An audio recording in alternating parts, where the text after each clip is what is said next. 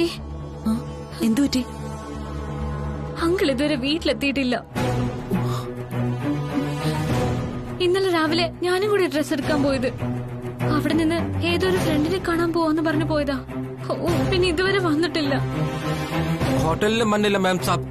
വിളിച്ചു നോക്കിയില്ലേ? വിളിച്ചു. ആദ്യമൊക്കെ ബെല്ലുണ്ടായിരുന്നു, പിന്നെ സ്വിച്ച് ഓഫ് ആയി.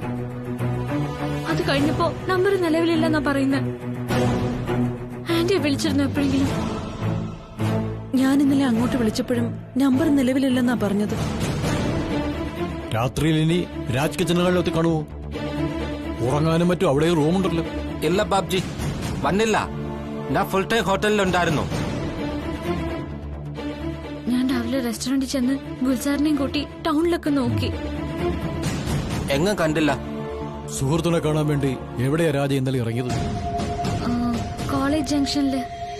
അവിടുന്ന് കൂട്ടുകാരന്റെ ഫ്ലാറ്റിലേക്ക് വാക്കിംഗ് ഡിസ്റ്റൻസേ ഉള്ളൂ എന്നാ പറഞ്ഞത്. പിന്നെ എവിടെ പോയി കാണും? ഗുണ്ട വന്നു സാബ്. എന്ത്? ഇന്നലെ രാജ് കിച്ചണില് അങ്കിളിനെ അന്വേഷിച്ച് ഒരാൾ വന്നിരുന്നു. എനിക്കന്നേരം എന്തോ ഒരു പന്തികേട് തോന്നിയിരുന്നു. ആരാ വന്നത്? ആളിനെ അറിയില്ല. കൂടുതൽ സംസാരിക്കാൻ നിൽക്കാതെ അയാള് പോവുകയും ചെയ്തു. അച്ഛാ, നമുക്ക് ഇനിയും പോയി നോക്കാം. പോട്ടെ ആന്റി. അങ്കിള് വിളിച്ചാ ഒന്ന് വിവരം അറിയിച്ചേക്കണേ. നോക്കിട്ട് വരാം.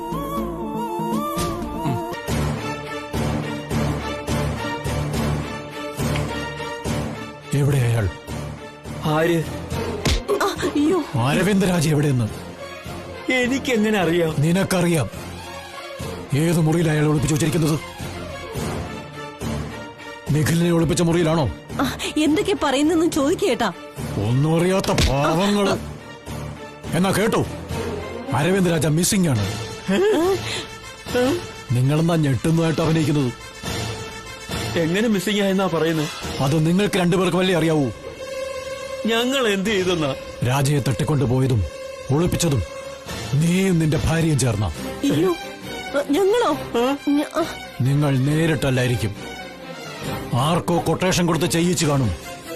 അയ്യോ, പറ, എവിടെയാണ് അരവിന്ദ് രാജ? സത്യമാ പറഞ്ഞത്, ഞങ്ങൾക്ക് അറിയില്ല. മീരയുടെ കല്യാണം നടക്കില്ലെന്ന് നീ എന്നെ വിളിച്ച് ഭീഷണിപ്പെടുത്തി. അത് മുടക്കാനായി ആരുടെയൊക്കെയോ പുക കാണുമെന്ന് വരെ നീ പറഞ്ഞു. എന്നിട്ട് ഉന്നം വെച്ചത് വരനായ രാജയെ തന്നെ. പഴയ പോലീസുകാരന്റെ സ്വഭാവം എടുക്കാതെ സത്യം പറ, രാജ എവിടെയുണ്ട്? മനസ്സാ വാച അറിയാത്ത കാര്യം. കല്യാണം നടത്തത്തില്ല എന്ന് ഞാൻ പറഞ്ഞത് ശരിയാ. ഒന്ന് വിരട്ടി നോക്കിയതാ. ഈ ഒരു കാര്യത്തില് ഞങ്ങളെ വിശ്വസിക്കണം. അയാളെപ്പറ്റി എനിക്കോ ചേട്ടനോ ഒന്നും അറിയില്ല. മുല്ലയ്ക്കൽ ഭഗവതിയാണ് സത്യം. മരിച്ചുപോയ നമ്മുടെ അച്ഛനും അമ്മയാണ് സത്യം. അറിഞ്ഞുകൂടാ. എന്തെങ്കിലും മനസ്സറിവുണ്ടെങ്കിൽ രാജ എവിടെയുണ്ടെന്ന് അറിയിക്കണം. അതല്ല അടവും അഭ്യാസവും എടുക്കാനാണ് പരിപാടിയെങ്കിൽ വിവരം അറിയും.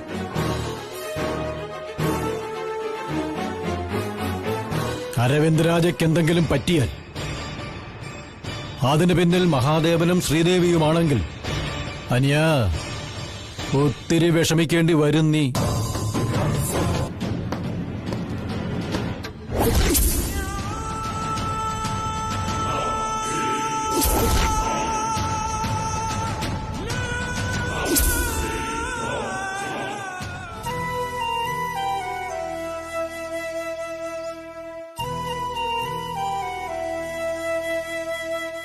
ആരെയും കുറ്റപ്പെടുത്തിയിട്ട് കാര്യമില്ല. അച്ഛൻ ആലപ്പുഴയിൽ പോയി കുഞ്ഞമ്മയും ചിറ്റപ്പനെയും കാണുന്ന വിവരം എന്നോട് പറഞ്ഞില്ലായിരുന്നു. എന്റെ ജാതകം ഇങ്ങനായി പോയതിന് മറ്റുള്ളവരെന്ത് പിഴച്ചു എന്ന് കരുതി അന്വേഷിക്കണ്ടേ അമ്മ? എന്നിട്ട് അതുകൊണ്ട് ഫലം ഉണ്ടായോ? ഇല്ലല്ലോ. നിങ്ങളുടെ വലിയേട്ടമ്പനെ വിളിച്ചില്ലേ? വെറുതെ വിളിക്കുന്ന പതിവില്ലല്ലോ. പിന്നെന്താ ദേവി അങ്ങനെ ചോദിച്ചത്?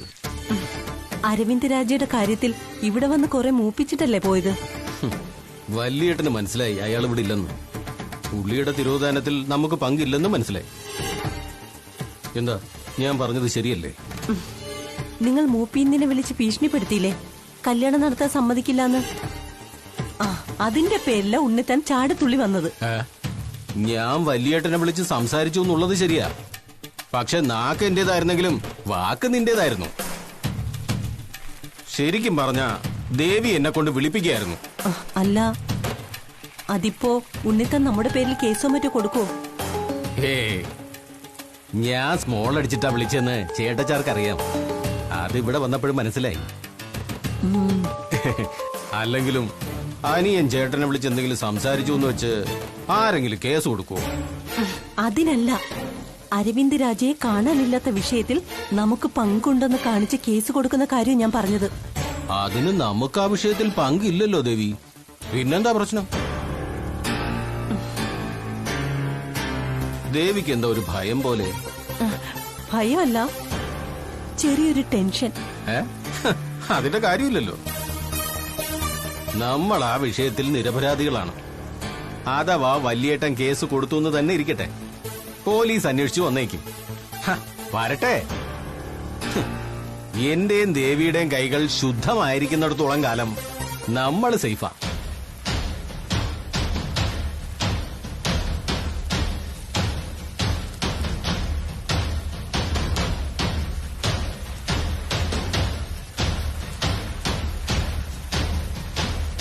ഇവൾക്കെന്താ പതിവില്ലാത്തൊരു ടെൻഷൻ? ഇനി ഞാനറിയാത്ത വല്ല ചുറ്റിക്കളി ഇക്കാര്യത്തിലുണ്ടോ? തനിക്ക് ഞാൻ എന്ത് ദ്രോഹം ചെയ്തേ? കഴിക്കാൻ എന്താ വേണ്ടതെന്ന് പറഞ്ഞില്ല. എനിക്ക് നിങ്ങളുടെ ആഹാരമൊന്നും വേണ്ട. എനിക്ക് നിർബന്ധമൊന്നുമില്ല നിങ്ങൾ കഴിക്കണമെന്ന്. പട്ടിണി കിടന്ന അവശനായ ചികിത്സയ്ക്കായി ഹോസ്പിറ്റലിൽ കൊണ്ടുപോകുന്നു മാത്രം വിചാരിക്കണ്ട.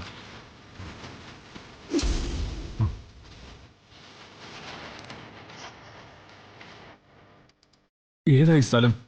അതറിയാതിരിക്കാൻ വേണ്ടിയല്ലേ കണ്ണ് മൂടിക്കെട്ടി നിങ്ങൾ എവിടെ കൊണ്ടുവന്നത്? എന്നെ വിട്ടയക്കുന്ന നിങ്ങൾക്ക് നല്ലത്. വെറുതെ ചുമ്മാതെ ഉള്ള സ്റ്റാമിന കൂടി കളയാതെ പോയി. ഞാൻ വിചാരിക്കാതെ തനിക്ക് ഇവിടുന്ന് പുറത്തു പോകാൻ പറ്റില്ല. ആരെങ്കിലും വന്ന് രക്ഷപ്പെടുത്തൂ പ്ലീസ്.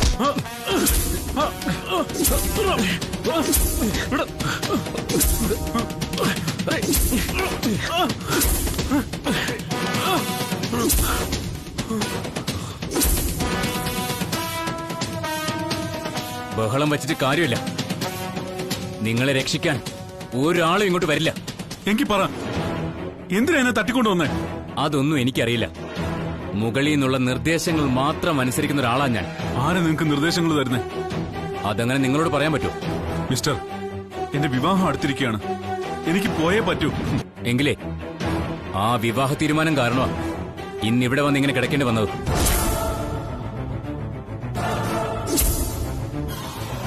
ഫുഡുമായിട്ട് ആള് വരും. കഴിച്ചാൽ നിങ്ങൾക്ക് കൊള്ളാം.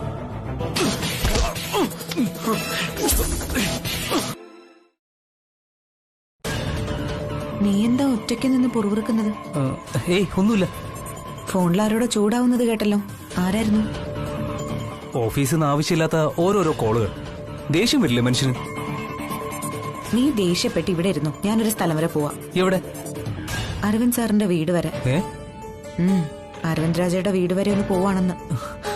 നീ എന്തിനാ അവിടെ പോകുന്നത്? ശ്രീലത ആന്റി അവിടെ ഉണ്ടല്ലോ, ഒന്ന് കണ്ടേക്കാന്ന് വെച്ചു. ആ പിന്നെ അരവിന്ദ് സാറിനെ കണ്ടെത്താൻ പറ്റിയ എന്തെങ്കിലും തുമ്പ് കിട്ടുമോ അവിടെ നിന്ന് നോക്കാലോ. എന്റേതായിട്ടുള്ളൊരു അന്വേഷണം. നിനക്ക് വേറെ പണിയില്ലെന്ന് വേ. അതൊന്നും വേണ്ട. ഞാൻ ആ വീട്ടിലേക്കൊന്ന് പോകുന്നതിന് നിനക്കിപ്പോ എന്താ? അതോ നിനക്ക് എന്തെങ്കിലും പ്രശ്നമുണ്ടോ? എനിക്കെന്ത് പ്രശ്നം? അരവിന്ദ് സാർ എവിടെ പോയി എന്ന് കണ്ടെത്താനായി മുന്നിട്ടിറങ്ങി അന്വേഷിക്കേണ്ടത് നീയാ. പക്ഷെ നീ ഇവിടെ ഇങ്ങനെ അനങ്ങാപ്പാറായിട്ട് നിൽക്കുകയല്ലേ. എനിക്ക് പോലീസിലല്ല ജോലി. ആ ശരി ശരി, ഞാനേ പോയിട്ട് വന്നിട്ട് നമുക്ക് രാത്രി ഹോട്ടലിൽ ക്ലീനിംഗ് ആയിരുന്നു പോലും.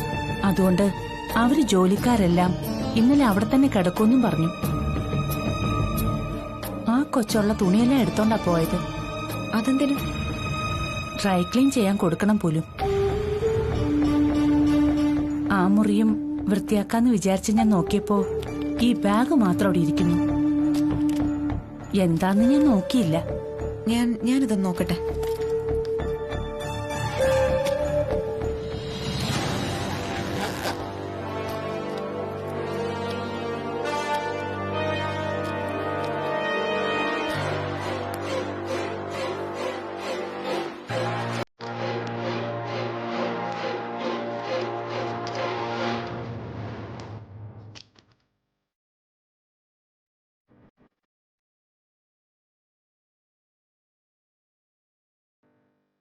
എന്താ മരുന്നാണോ?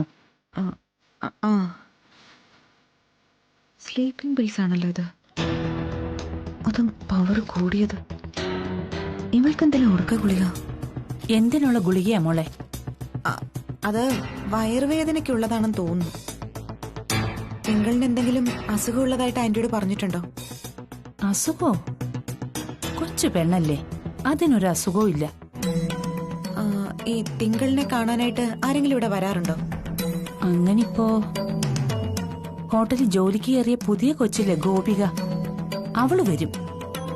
രണ്ടും തമ്മിൽ വലിയ കമ്പനിയാ. ആ ബംഗാളി പയ്യൻ ഗുൽസാറും വരും. വേറെ ആരും ഇല്ല, വന്നിട്ടില്ല.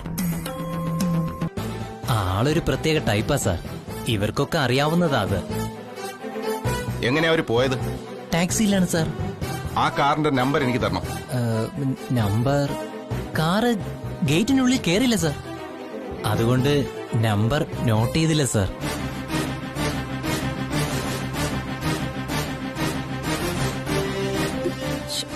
അപകടം മണത്ത് വിമല മുങ്ങിയതാവും. എവിടെ പോയി മുങ്ങിയാലും ഞങ്ങൾ അവളെ പൊക്കിയിരിക്കും. എന്തും ഞാൻ ക്ഷമിക്കും. പക്ഷേ പ്രായമായവരെ ഉപദ്രവിക്കുന്ന കേസ് വെറുതെ വിടില്ല ഞാൻ. ശരി, വിമല തന്നെ കോണ്ടാക്ട് ചെയ്ത ആ നിമിഷം വിവരം എന്നെ അറിയിക്കണം. ശരി സാർ. ശരിയെന്നാ. അതെ, ഉത്തരവാദിത്തത്തോടെ ഡ്യൂട്ടി ചെയ്യുന്നവരാ ഭൂരിപക്ഷം പോലീസ് ഓഫീസേഴ്സും. UPSC സെലക്ഷൻ കിട്ടിയ മേധ അങ്ങനെയല്ലേ പറയൂ. ഞങ്ങളുടെ അനുഭവമാണ് പറഞ്ഞത്. വിമലയുടെ കേസില് എനിക്ക് മറ്റു ചില സംശയങ്ങളുണ്ട്. ദൂരെ എവിടേക്കും പോകില്ല വിമല. ഈ പരിസരത്ത് എവിടെയോ ഉണ്ട്. നമ്മുടെ ഫ്ലാറ്റിലെ സെക്യൂരിറ്റി വക്കച്ചനില്ലേ, അയാൾക്ക് ഈ കാര്യം അറിയാം. എന്നാ അയാളെ പിടിച്ചൊന്ന് വരട്ടെ നോക്കിയാലോ? മുത്തശ്ശ വരട്ടെ. നമുക്ക് വ്യക്തമായ തെളിവ് കിട്ടിയിട്ട് മതി എന്തെങ്കിലും ചെയ്യുന്നത്. വക്കച്ചൻ ആള് പാവമാണെന്നാ എനിക്ക് തോന്നിയിട്ടുള്ളത്. നമ്മുടെ വിഷയമേ വക്കച്ചനല്ലല്ലോ, വിമലയല്ലേ. വിമല ഒളിവിലോ തെളിവിലോ ഇരിക്കുന്നതല്ലല്ലോ കാര്യം. അയാളുടെ പല ഇടപെടലുകളും നമുക്ക് ബുദ്ധിമുട്ടുണ്ടാക്കാണ്. ഒരു കാരണവും കൂടാതെ മീരാമ്മയോട് വിരോധം, കല്യാണം നടക്കാതിരിക്കാൻ പാരകൾ, ഇനിയുണ്ട് കാര്യങ്ങൾ. വിമലയുടെ കളികൾ ഇനി അധികം മുന്നോട്ട് പോവില്ലെന്നല്ല. രക്ഷപ്പെടാനാകാത്ത വിധം അവരെ പൂട്ടുന്നുണ്ട് ഞാൻ. അതിനിടയ്ക്ക് എനിക്ക് വേറൊരു കാര്യം പറയാനുണ്ട്. മീരയുടെ വിവാഹം അമ്പലത്തിൽ വെച്ച് നടത്താനല്ലയോ? പക്ഷേ രാവിലെ ആൾക്കാരെല്ലാം ഇവിടെ വരണമെന്നാ പറഞ്ഞ്. അതിഥികൾക്ക് ചായ കൊടുക്കാനും അവരെ സ്വീകരിച്ചിരുത്താനും നമ്മുടെ ഫ്ളാറ്റിലെ ഓഡിറ്റോറിയം ബുക്ക് ചെയ്തിരിക്കുന്നത്. പക്ഷേ ട്യൂബിയിൽ ആൾക്കാർ ചോദിക്കുന്നു അന്ന് ഓഡിറ്റോറിയം കൊടുക്കാമോന്ന്. അതെ, ഒരു ബർത്ത്ഡേ പാർട്ടിക്കാ. അതെങ്ങനെയാ? ഓഡിറ്റോറിയം നമ്മളകത്തേക്ക് ബുക്ക് ചെയ്തിരിക്കില്ലേ? അത് പറ്റില്ല അങ്കിളിന് പറഞ്ഞൂടായിരുന്നു. പറ്റില്ല. അന്ന് നമുക്ക് ഓഡിറ്റോറിയം വേണം. എന്തിനാച്ചാ? അവര് ബർത്ത്ഡേ പാർട്ടി നടത്തിക്കോട്ടെ. അപ്പോ നമ്മുടെ റിസപ്ഷനോ? കല്യാണം തന്നെ നടക്കുമെന്ന് ഉറപ്പില്ല, പിന്നല്ലേ റിസപ്ഷൻ. ഐതിഹ്യം പുരാണവും ഒക്കെ അവിടെ നിൽക്കട്ടെ. അമ്മ ഇപ്പൊ അതങ്ങോട്ട് മാറ്റിവെച്ചേ. തയ്ച്ചു തീർന്നില്ല. ഈ നൂല് പോയതും തയ്യൽ വിട്ടതുമായിട്ടുള്ള എല്ലാ ബ്ലൗസും അമ്മ കഴിഞ്ഞ ദിവസം സ്റ്റിച്ച് ചെയ്ത് വെച്ചതല്ലേ. ഇതിപ്പോ ചുമ്മാ ടൈം പാസ് ആയിരിക്കും. അല്ലെങ്കിൽ പിന്നെ ഞങ്ങളിൽ നിന്നൊക്കെ ഒഴിഞ്ഞു മാറി നിൽക്കാൻ കണ്ടൊരു വഴി. അമ്മ ഇങ്ങനെ മനസ്സ് മരവിച്ച പോലെ ഇരുന്നാൽ എങ്ങനെയാ? ഈ ഒരു നിസ്സംഗഭാവം കാണുമ്പോ ശരിക്കും എനിക്കാ ടെൻഷൻ. നമ്മൾ ആരും ഒന്നും വരുത്തി വെച്ചതല്ലല്ലോ മീരാമേ. എന്ന് ആര് പറഞ്ഞു?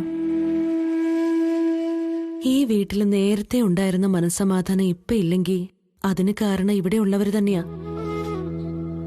അവഗണിച്ചു കളയേണ്ട ഒരു വിഷയത്തെ പറഞ്ഞു പെരുക്കി പെരുക്കി കല്യാണാലോചന വരെ എത്തിച്ചത് പുറത്തുനിന്ന് ആരും വന്നിട്ടില്ലല്ലോ. അതല്ലേ എല്ലാ പ്രശ്നത്തിനും കാരണം. ഇങ്ങനെയുള്ള പ്രശ്നങ്ങൾ ഉണ്ടാവുമെന്ന് ആരെങ്കിലും വിചാരിച്ചതാണോ? നാളെ മീരാമ്മയുടെ ജീവിതം കുറെ കൂടി സന്തോഷവും സമാധാനവും നിറഞ്ഞതാവാൻ ഒരു കൂട്ടുണ്ടാവുന്നത് നല്ലതാണെന്ന് എനിക്ക് തോന്നി. എന്തായാലും ആ സന്തോഷവും സമാധാനവും ഒക്കെ ഞാനിപ്പോ വേണ്ടത്ര അനുഭവിക്കുന്നുണ്ട്. വിധി പോലെ മാത്രമേ എല്ലാം നടക്കുള്ളൂ. നീ ഒന്ന് വെറുതെ ഇരിക്കുന്നുണ്ടോന്നില്ല. ഞാൻ കുറെ കേട്ടതാ വാക്ക് വിധി. തണലായി നിന്നയാള് പെട്ടെന്നില്ലാതായപ്പോ എല്ലാവരും പഴിച്ചത് വിധിയെയാ. ഞാനും പലപ്പോഴും പറഞ്ഞിട്ടുണ്ട് എല്ലാം എന്റെ വിധിയാണെന്ന്. ജീവിതത്തിലെ എല്ലാ കാര്യങ്ങളും വിധി അനുസരിച്ചേ നടക്കുമെങ്കിൽ പിന്നെ എന്തിനാണ് ദൈവത്തെ വിളിക്കുന്നതും പ്രാർത്ഥിക്കുന്നതും ഒക്കെ? വിധിച്ചതല്ലേ നടക്കൂ. ഒക്കെ ഒരു ആശ്വാസം കണ്ടെത്തലാണമ്മേ. നമ്മുടെ നെറ്റി മുറിഞ്ഞാ പറയില്ലേ ഭാഗ്യം കണ്ണിക്കൊണ്ടില്ലല്ലോ എന്നൊക്കെ. നെറ്റിയിൽ ആഴത്തിലുള്ള മുറിവായിരിക്കും പറ്റിയത്. ചിലപ്പോ അത് സീരിയസും ആയിരിക്കും. എന്നാലും കണ്ണിലായില്ലല്ലോ എന്ന് പറയുമ്പോ ഒരാശ്വാസം, അത്രേ ഉള്ളൂ. നീയും അച്ഛനും വിചാരിക്കുന്ന പോലെ എനിക്കങ്ങനെ സഹിക്കാൻ പറ്റാത്ത നിരാശയൊന്നുമില്ല. ഒരു വിഷമം ഉണ്ടായിരുന്നു. അതില്ലാന്ന് പറഞ്ഞ സ്വയം വഞ്ചിക്കലാവും. ശരി, അരവിന്ദരാജയെ തട്ടിക്കൊണ്ടുപോയെന്ന് തന്നെ ഇരിക്കട്ടെ. എത്ര നാളത്തേക്ക്? എത്ര നാളത്തേക്ക്?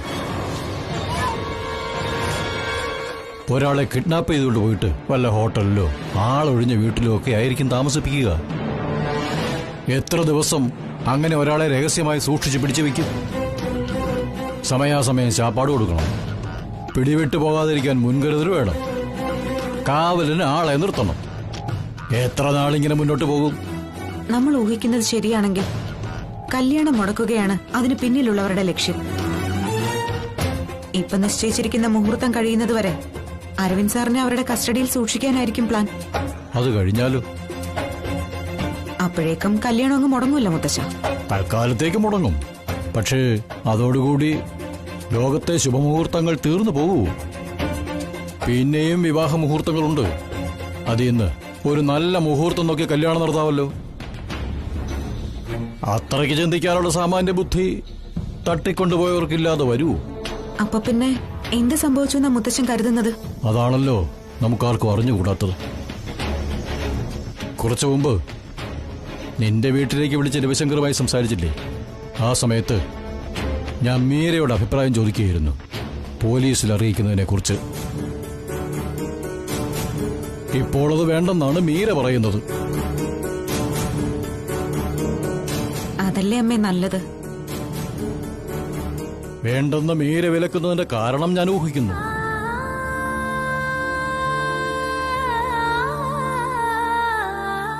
അരുതാത്ത എന്തെങ്കിലുമാണ് കേൾക്കേണ്ടി വരുന്നതെങ്കിലോ എന്ന ഭയമാണ് മീരയ്ക്ക്. അരവിന്ദ് സാറ് വന്നാലും ഇനി കല്യാണം വേണ്ടെന്നാണ് മീരാമ്മ പറയുന്നത്. അമ്മയ്ക്ക് താലിഭാഗ്യമില്ല. ഇനിയൊരു ഭാഗ്യ പരീക്ഷണത്തിന് നിന്ന് തരില്ല അത്ര.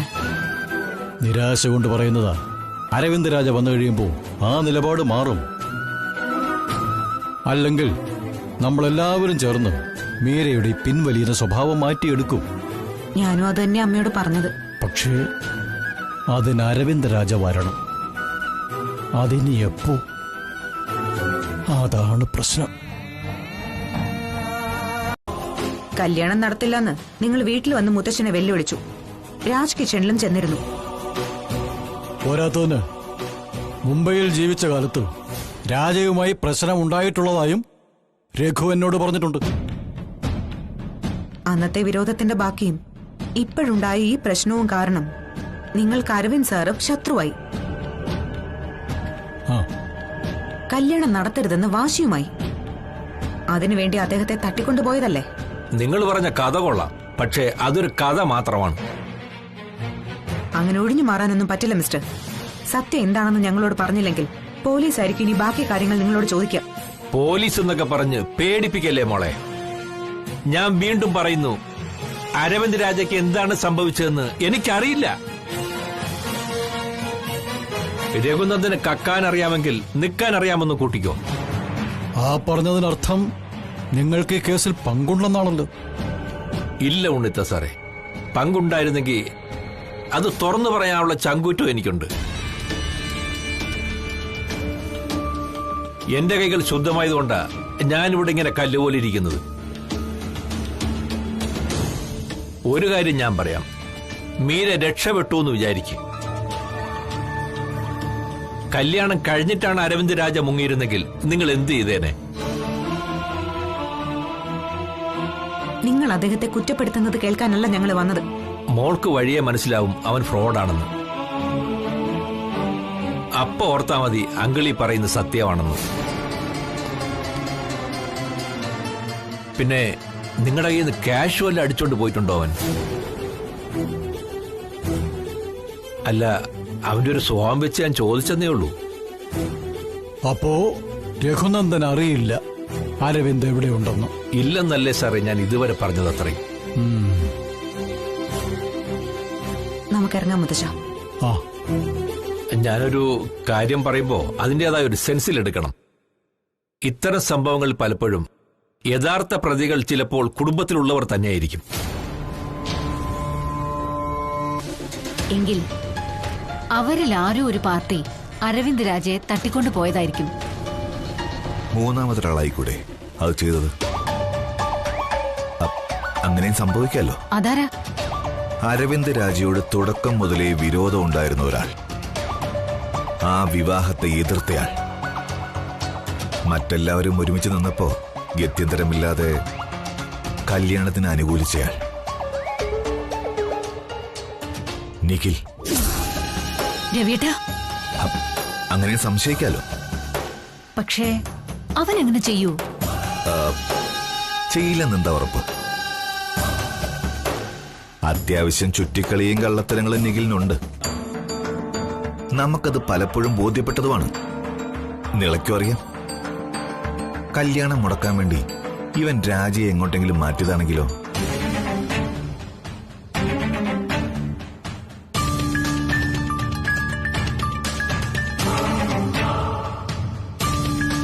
പക്ഷേ മീരയ്ക്ക് കല്യാണ സാരി തിരഞ്ഞെടുത്തതും അതിന്റെ ബില്ലടച്ചതും നിഖിലാണെന്നല്ലേ മോള് പറഞ്ഞത്? പോരാത്തതിന് വധൂവരന്മാരുടെ പേരിൽ സ്വയംവരാർച്ചന നടത്താനും നിഖിലാണ് പറഞ്ഞതത്രേ. അതിനെന്താ? കൊലപാതകം നടത്തിയിട്ട് പോലീസുകാരുടെ കൂടെ നിന്ന് തെളിവ് സംഘടിപ്പിക്കാനും ആക്ഷൻ കൗൺസിൽ ഉണ്ടാക്കാനും മുന്നിൽ നിൽക്കുന്ന പ്രതികളെ പറ്റി കേട്ടിട്ടില്ലേ? സംശയിക്കാതിരിക്കാൻ വേണ്ടി ചില വിരുദ്ധന്മാർ അങ്ങനെയൊക്കെ ചെയ്യും. അതൊക്കെ ക്രിമിനലുകൾ ചെയ്യുന്ന കാര്യമല്ലേ? നിഖിലിന് ക്രിമിനൽ മൈൻഡ് ഉണ്ടെന്നോ അവൻ ക്രിമിനൽ ആണെന്നോ അല്ല ഞാൻ പറഞ്ഞത്. ഒരു സാധ്യത എന്റെ ഉള്ളിൽ തോന്നിയതാ. നിളയുൾപ്പെടെ കല്യാണത്തിന് എല്ലാവരും ഉത്സാഹിച്ചപ്പോ ഒരു ഓളത്തിനവൻ സമ്മതിച്ചതാവും. പിന്നീട് ഓർത്തപ്പോ ഇത്രയും നാൾ തന്റേത് മാത്രമായിരുന്ന അമ്മ മറ്റൊരു പുരുഷന്റെ ഭാര്യയാവുന്നു എന്ന തിരിച്ചറിവ് അവനെ വല്ലാതെ അലട്ടിക്കാണും.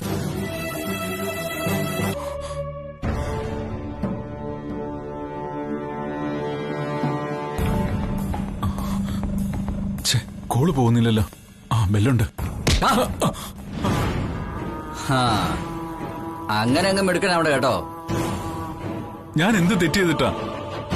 നീ ഒന്നും മിണ്ടണ്ട, അടങ്ങിയിരിക്കടാ.